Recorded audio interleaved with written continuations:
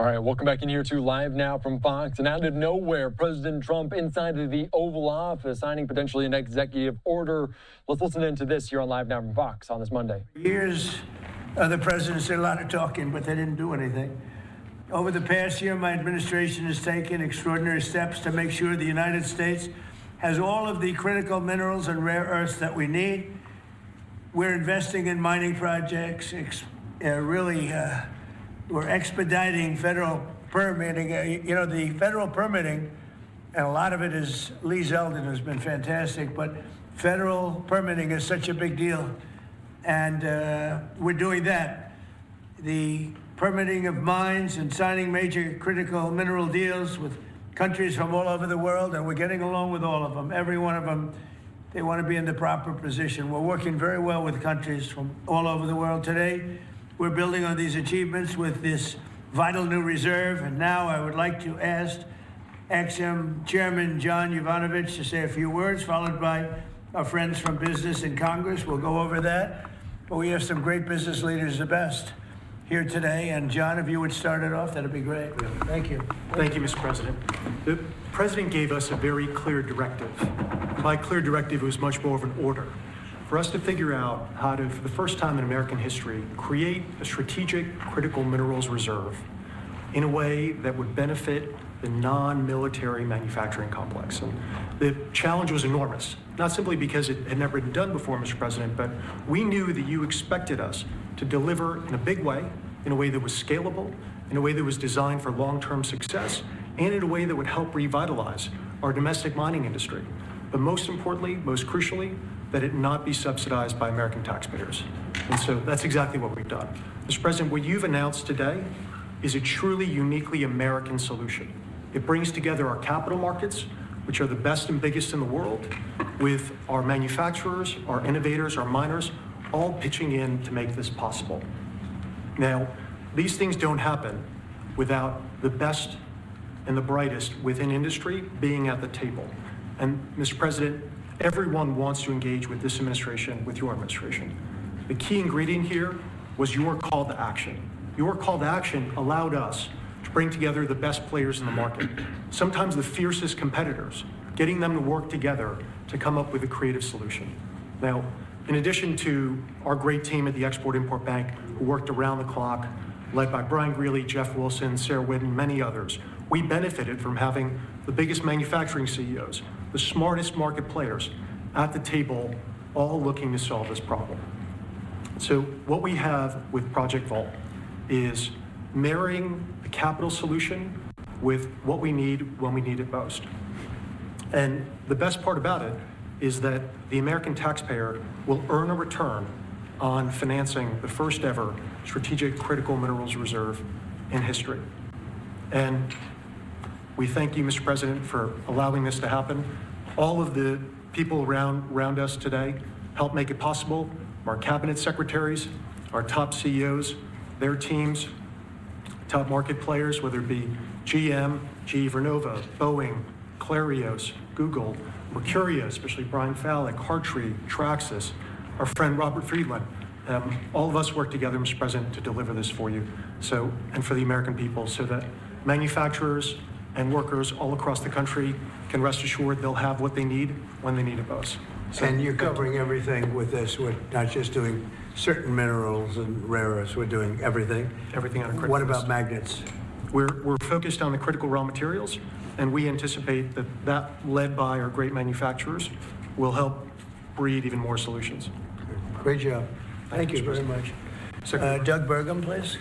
Mr. President, again, I want to echo what John said, which is a great thank you to you. You've set the direction, and when you took office, you've done more in the last year for mining and minerals in our country, perhaps than any president in history. Just like drill, baby, drill, you said mine, baby, mine. And what's happened in our country is you've led us through deals with equity deals for the first time. The United States of America is driving equity deals to help sustain and balance this market. You unlocked Alaska with the Amber Road project. That opened up over 1,700 mining claims in Alaska. And of course, on beautiful clean coal, we've got critical minerals that are co-located with that coal, and we've unlocked that. The Biden administration did 0 coal leases during the last 4 years. You've done hundreds of millions of tons of coal leases. That's going to help drive electric prices down in America. Permitting, you mentioned this in your remarks. There were some permits that had lingered for 29 years. They got done in 4 months last year under your administration. And under your emergency authorities, some of these permits got done in as short as 12 days. You helped create a club of nations to help balance out the fact that we didn't have markets that were functioning around critical minerals. You led off with Australia, Japan, Korea, Saudi Arabia, and Thailand. This week we'll announce 11 more countries that are joining that club of nations as part of this global coalition. And behind that in the pipeline, there's 20 more nations that want to join under your leadership to allow for trade of critical minerals. And then here we stand today with the teamwork that was described. This would not have been possible without the incredible cabinet that you put together. Marco Rubio, Scott Bessent, Howard Lutnick, Chris Wright, and many others were involved in bringing this together through the vision. Standing with us today are some of our chairmen of our great congressional leadership who also have supported this and helped us find a way to do this without any appropriations. This is happening without tax dollars. And of course, our team on the ground here at the White House, including David Copley and everybody else at the NSC, David leading the global supply chain work, the folks working with the Ex-Im Bank team, working around the clock to make all this happen. So again, when you lead, when you put out a challenge, the teamwork happens. And then here we stand today. This is the largest Ex-Im Bank deal in the history of the Ex-Im Bank by more than double. And this is going to help drive national security. It's great for American manufacturers. It's great for American workers. Congratulations, President Trump. Thank you. You're doing a fantastic job, Doug. Thank you. Could I ask Mary Barra, the chairman CEO of General Motors, which is setting records every single day, and she's doing a fantastic job, to say a few words and also discuss how good the car business is now in the U.S., please. Well, Mr. President, I want to thank you for your commitment to strengthening U.S. manufacturing and supporting the auto industry. Also want to thank your cabinet and members of Congress and the whole team here that made this possible today. Having a resilient supply chain is critical for our nation, and it's critical for all industry, especially the auto industry. We have been strengthened with many of the different policies that have been put in place over the last year. So I want to thank everybody for that. It not only supports U.S. manufacturing, it supports job creation. It also supports the consumer. So thank you. And business is held very strong. We still see a strong consumer, so I'm excited about 2026. I think it's going to be a record with all of your new plants opening up and everything else in our country. So in our country. Robert? Please. Mr. President, thank you so much for what you've achieved. Everything we touch, we either grew it agriculturally and you've helped the farmers, or we mined it. All these cameras you see in front of you, they were mined. Every time you pick up a hand phone, it was mined. And so stimulating the ability for the miners in this country to help you industrialize the country, they're the salt of the earth, and we're super excited that America is doing something for not only our national security, but for the reindustrialization of the country, because you can't reindustrialize Detroit with a lot of metal. And I'm telling you on behalf of every miner I know, they're elated at the breakthroughs that have been achieved here. They'll make a lot more cameras in the future. And maybe you can help us teach everybody that everything you touch like that, somebody mined it. And we need your support, and we're really happy to get it. And congratulations, you're in the Hall of Fame. Is that the Rare Earth Hall of Fame or Minerals Hall of It's a Fame? bunch of pictures of dead guys that go back to Herbert Hoover, who was a miner. Mining's down to 1% of the S&P 500, but really everything you touch needs mining. And this is the first administration with your support where we've got hope. We can go out and really do it. So I last met you in Saudi Arabia with Mohammed bin Salman. We're working in Chile. Right. We want to bring these metals back to the United States and refine them and use them right here. And the vision of this administration, Howard Lutnick's been helping a lot. A lot of people at Ex-Im Bank have been helping a lot. I'm just telling you, the morale of the miners is sky high. Doing a great job. Thank you very much. Congratulations. That's a big deal. Thank you. Thank you. How about French Hill? Say a few words, please. Thank you, Mr. President. Well, on behalf of Congress, Chairman Westerman can talk about how he's helped unleash the ability to mine through permitting reform. And Senator Marino and I serve on the House Financial Services Committee and Senate Banking Committee. And we're best in this country when we take the private sector and we leverage it to unleash the directions that you're made. And so together with our reauthorization of the XM Bank, we leverage that resource with private sector dollars to make this a success. And it's going to be a huge strategic change in America's industrial capacity. Big difference, right? Big difference. There's never been really anything like what we're doing. Bernie, please. Not to be hyperbolic, but if you hadn't been elected, the auto industry in America would be over. It would be completely over. The country would be over. Well, but the auto industry would have been gone first. What the Democrats had done with electric vehicles, the mandates, what you were able to accomplish last year, Secretary Lutnick, what Secretary Bessent was able to do with your leadership has transformed the auto industry. And I tell you, it's never been better for people in the auto industry. I hear it from all my friends. They are elated. And the worst part is that the people that you really saved were the car dealers in California, and New York, and New Jersey, right? And they fought me all the way, Mary, right? They fought me all the way, and now they're saying thank you very much. But you're doing a great job. Thank you, Bernie. Scott? Sir, as you always say, economic security is national security, and a country does not have sovereignty if we don't have control of our critical minerals, don't have control of our steel production and our industrial base. And thanks to the work of everyone here through your leadership, this was a public-private partnership that only you could have assembled, and we are taking back our sovereignty, and we are going to have this Vault project, a strategic mineral reserve. And I can't tell you how innovative and exciting this is, and the level of security it is going to give us going forward is phenomenal. And how is your new, and I think new and improved Fed chairman doing? How's that all going? So he's off to a great start. I think so. He had so much built-in credibility, and as the American people, smart people, like the Representative Hill, the Senator Marino, they already knew him, and as the American people get to know him, the important thing is that they will be able to trust the Federal Reserve to steer the economy for them. He's going to do great. Howard, please. So, prior presidents took America for granted. They let our critical minerals only be controlled by China. They let our mining business go to hell by closing all the mines, closing our coal plants while China opened them. They let our auto industry, right? We used to produce 75% of our cars in America, and when Biden left, it was below 50%. We were just letting all of these industries just be shredded from America. And thank goodness you are in this chair, changing it and taking it back. We are taking back critical minerals. We are taking back mining. We're taking back the auto industry. You're going to watch us take back pharmaceuticals. We're going to take back semiconductors. None of this could possibly happen without your leadership. And it is the most fun to stand back here with your leadership because we are changing America back and making it great again. That's very true. Anybody would like to say anything else? Amen to that. You guys okay? Everything all right? Chairman. Well, thank you, Mr. President. Such a good man.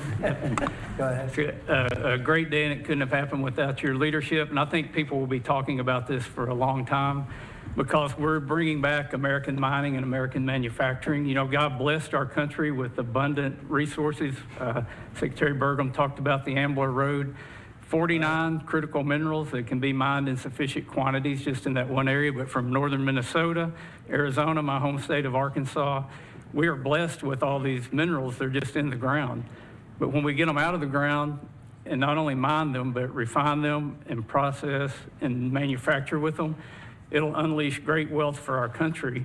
And that'll just build on all the other successes. So thank you for what you've done. It's a great day. And how does it feel to be in the Oval Office? Is that crazy? Are we ever here? No, I've never been here, sir, but it's fantastic. All the Mary's gold. been here a little bit. Yeah. Right? But it's a special place. Never been so beautiful either. Yeah, questions, please. Mr. President, speaking of the Fed, would you like to see Janine Pirro drop the investigation into Chairman Powell to help? Senator Tillis has basically said that he's not going to really be working with the administration Senator very to soon. bring war. So would you like to see the investigation? No, she's going to take it to the end and see. Like you're doing a small renovation, and they've spent almost $4 billion doing a small renovation. I'm doing buildings. I built a hotel, the Waldorf it's called, and I did it for around $200 million. It's a much bigger job. They're spending almost, it could be $4 billion. I'll tell you what, I don't even see an end in sight. I feel badly for the new Fed chairman because he may not have an office for 4 years. I don't know what these people are doing. So it's either gross incompetence or it's theft of some kind or kickbacks. I don't know what it is, but Janine Pirro is incredible and she'll figure it out. But no, you want to take it and just find out what happened because we can't go around doing a renovation of a small little complex, very small, a couple of little buildings, and spend billions and billions of dollars on it. Something went wrong. We have to find out what it was. Yeah, please. Mr. President, thank you. Speaking of renovations, you announced you wanted to build a new and spectacular entertainment complex at the Kennedy Center. Right. Do you plan on tearing it down, and how much will all of the renovations cost? Probably around $200 million. And, it's funny, in real estate and building, I've done so much of it. I've done so well with it. You want to sit with something for a little while before you decide on what you want to do. And, we sat with it. We ran it. It's in very bad shape. It's run down. It's dilapidated. It's sort of dangerous. Things fall out of ceilings. You've seen it. And we had some big events there. We had a lot of great events there over the last year. But you can't do any work because people are coming in and out. And you have the workmen. We have a marble man over there the other day. He said, every time I put down a piece of marble, people are stepping on the marble. They don't even have time to dry. And you can't do the same quality job if you close it. And, we're fully financed. And so we're going to close it. And we're going to make it unbelievable, far better than it ever was.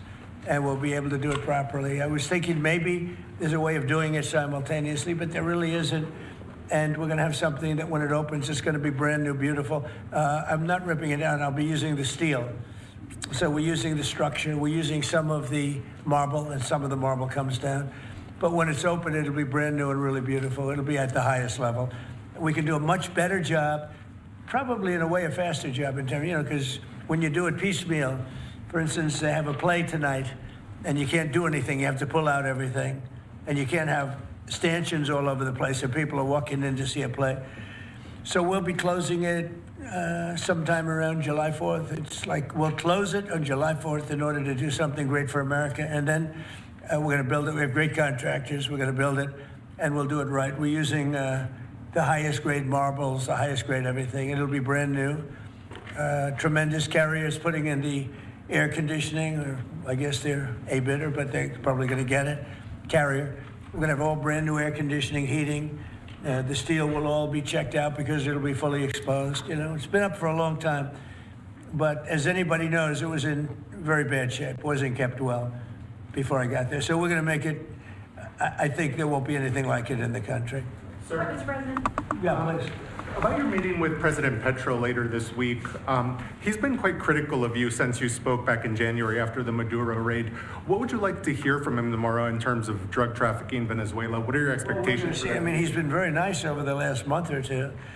He was certainly critical before that, but somehow after the Venezuelan raid, he became very nice. He changed his attitude very much. So, I look forward to seeing him. He's coming in.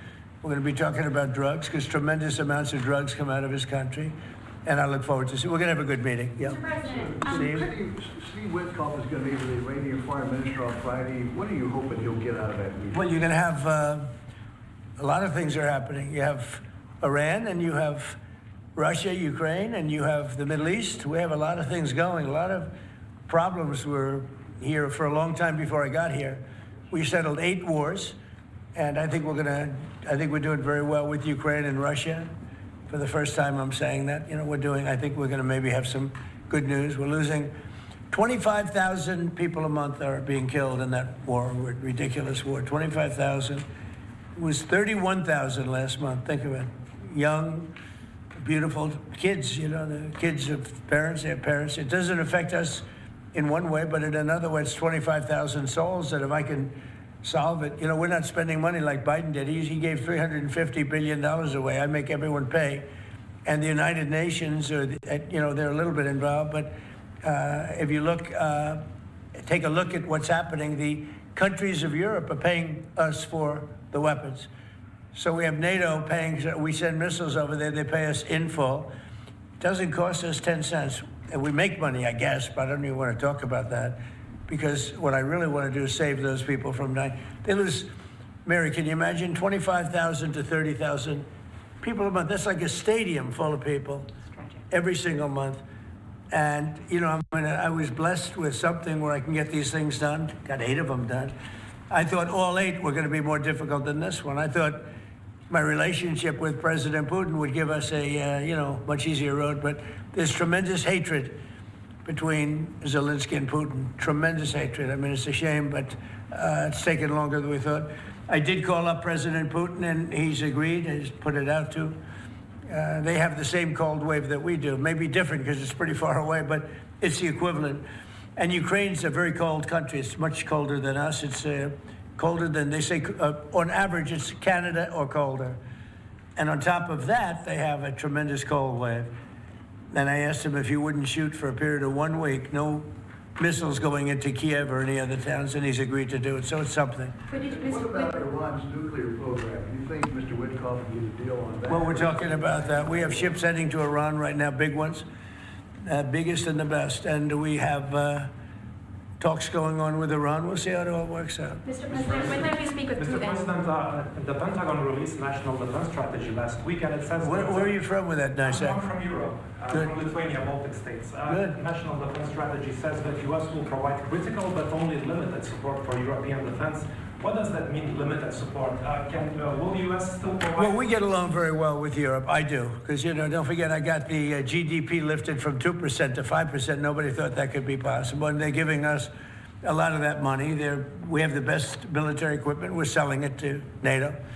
But I get along very well. But Europe has to be careful because, you know, there are those who say it's no longer recognizable between immigration and energy.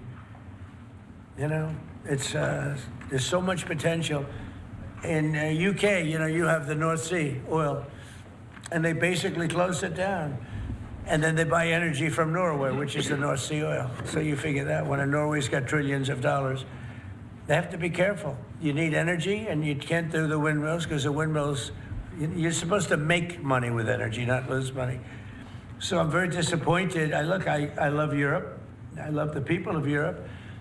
And they have to be very careful. They're at a tipping point. You have tremendous immigration problems, and you have tremendous energy problems. It's a bad combination. So. Mr. President, thank you, Mr. President. Kristi Noem just announced that you're deploying body cameras to Minneapolis.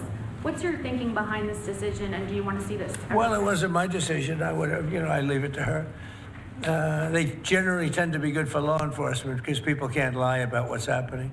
So it's generally speaking, I think 80% good for law enforcement. But if she wants to do that, I'm okay with it. Remember one thing, we closed the border. I got elected on a disastrous border, and we have nobody coming in through our border anymore. We had 25 million people come in 4 years through our border. Many of them were murderers and drug dealers and mentally insane from mental institutions and insane asylums. And now we don't have anybody coming in.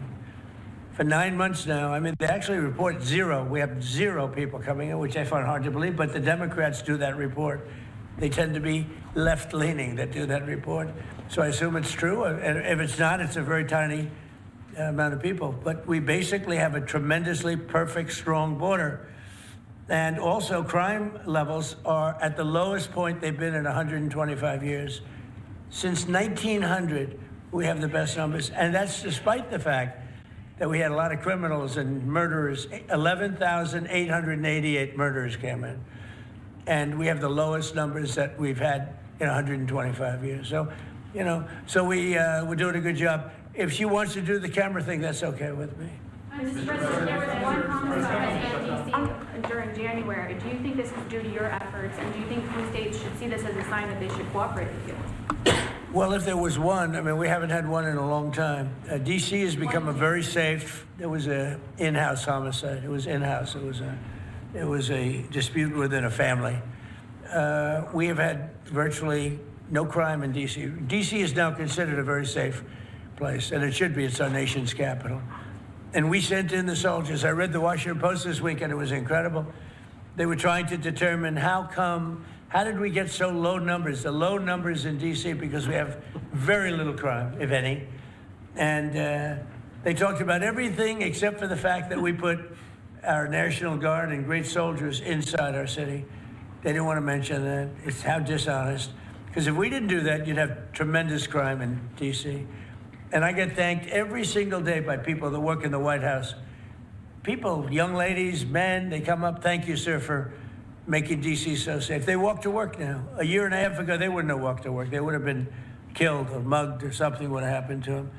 So it's, it's a great honor, but you got to read the story in the Washington Post. They do it. Crime is way down in D.C. Now, what's the reason for it? The reason for it is we have very big, strong, good-looking soldiers standing around, and I think they make the place look better. But this is our capital, and we have a very safe capital. We had a very dangerous capital before. Yeah, please. Sir, yesterday you said you were speaking to people about Cuba to reach an agreement. What sort of agreement are you hoping to reach? Is that with the Cuban government? Well, it's a failed nation now, and they're not getting any money from Venezuela, and they're not getting any money from anywhere. It's a failed nation. Mexico is going to cease sending them oil. So I'd like to take care of the people that are here from Cuba. You know, we have many people that came from Cuba that were thrown out of Cuba or that fled Cuba. They came over in rafts. They went through shark-infested waters. I don't know how they did it. And it was many years ago. Many would like to go back. Many would like to at least visit their relatives. And I think we're at a pretty close point. We are dealing with the Cuban leaders right now. Mr. President, the Wall Street Journal reported that the royal family of Abu Dhabi invested hundreds of millions of dollars in your World Liberty Financial. Can you explain why you decided to take that investment? Was that a transaction? Well, I don't know about it. I know that crypto is a big thing, and they like it. A lot of people like it. The people behind me like it. My sons are handling that. My family is handling it. And I guess they get investments from different people, but I'm not. I have all I can handle right now with Iran and with Russia and Ukraine and with all the things we're doing. So I don't know exactly, other than, I'm a big crypto person. I'm the one that probably helped crypto more than anybody because I believe in it. And the reason I believe in it is because if we don't do it, Scott, I think we can say then China's going to do it, right? Yes, sir. If we don't do crypto, then China's going to do it. And it's just like AI. We're leading AI by a lot. And if we weren't leading, China would have led. They're very capable. They're very good. What do you have to say about that? You've made America the digital asset capital of the world. We did the Genius Act for stable coins.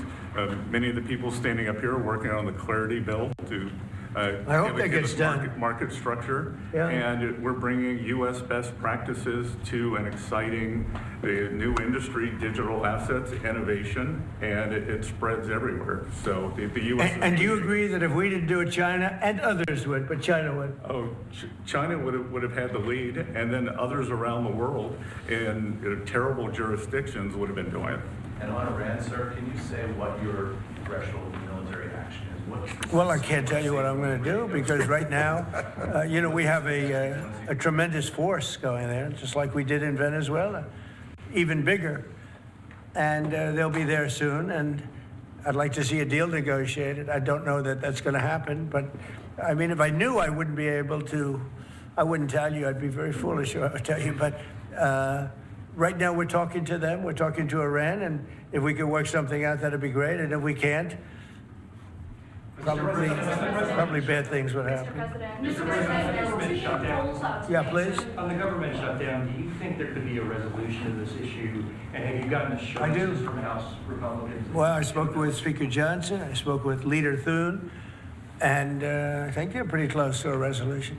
We were at 5.6% GDP, and we lost 1.5 points because of the 42-day shutdown. Think of that. We would have been at 7. Nobody ever saw a number like 7. And I think, Howard, probably a point and a half was the number, right? Point and a half for the shutdown. Exactly right. And it's very bad for our country. But despite that, we have the highest numbers we've ever had. You know, we're doing well. We're going right through it. But I will say that I spoke with Senator Schumer numerous times, and I don't think they want to see a shutdown either. Mr. President, are you going to sue Trevor Noah? Last night in a post, you alluded that something could be coming. Yeah, well, he said that I spent time on Jeffrey Epstein's island. I didn't. I mean, he's a lightweight, this guy. He's a terrible, I think he's terrible. I thought he did a terrible job at the Grammys. I thought the whole Grammys was terrible. I watched part of it. It's not watchable. But he was a lousy host. I'd say not as bad as Jimmy Kimmel, but pretty close. And no, he made a statement about me and Jeffrey Epstein. I have nothing to do with that. I have nothing to do with Jeffrey Epstein. And in fact, if you look at the DOJ, they announced, they released 3 million pages. It's like this is all they're supposed to be doing. And frankly, the DOJ, I think, should just say, we have other things to do, because that whole thing has turned out, I mean, other than Bill Clinton and, Bill Gates and lots of people that there are a lot of questions about it, but nothing on me. But it was even sort of better than that, because they found that Jeffrey Epstein and this sleazebag writer named Michael Wolff were conspiring against Donald Trump to lose the election. So Epstein was conspiring with a writer for me to lose the election. So right there, you know that I had nothing to do with this guy. But yeah, it's a terrible thing. The amount of time that's being wasted. When Epstein was alive, like 10 years ago, nobody cared about it. But they're only doing it. But now it's really hitting back on them because Bill Clinton is such a big part of it. The Democrats are pushing it. And the problem is that it's turning out to be the Democrats that were with and conspired with Epstein. So I think you're probably going to see a little pullback from them. But think of it, they were working together to try and help me lose the election. But this is the Oval Office, so I guess that didn't work out too well. Okay, one more question. Mr. President, do you have an update on U.S. troop level in Europe? Are you planning any force reductions? No, we have a great relationship with Europe. We have a great relationship with our troops. One of the best things that I can say is that if you go back a year and a half ago, so I'm running for election, they had the worst recruitment numbers in the history of our country. Nobody wanted to join the military, or nobody wanted to join the police. Nobody wanted to join the fire departments. We couldn't get anybody to be a proud member of our country. And now, Doug, as I told you before, now we have the best recruiting numbers that we've ever had in our military. Army, Navy, Air Force, Marines, Space Force we love, and Coast Guard. I love the Space Force, it's doing great. But now we have waiting lists on everybody wants to join. You know why? Because people are proud of our country, because our country is doing great. I think Mary can say the same thing. You had lots of people not working so well, and now you just wish you could get them in faster. I know that it's hard to get them. Yeah, we continue to bring people in and have training programs. We're investing in the U.S. workforce. People. Yes. But 2 years ago, you didn't see anything like this. It's amazing what's happened. So we have the #1 in the history of our country. We've never had more people that want to join our armed forces than we do right now. And a year and a half ago, nobody wanted to join. They were embarrassed by our country. They were embarrassed by our leadership. And now they're proud of our country. And they're very proud of our leadership. And a lot of the leadership is right behind me. Thank you very much, everybody. Thank you, press. Thank you, press.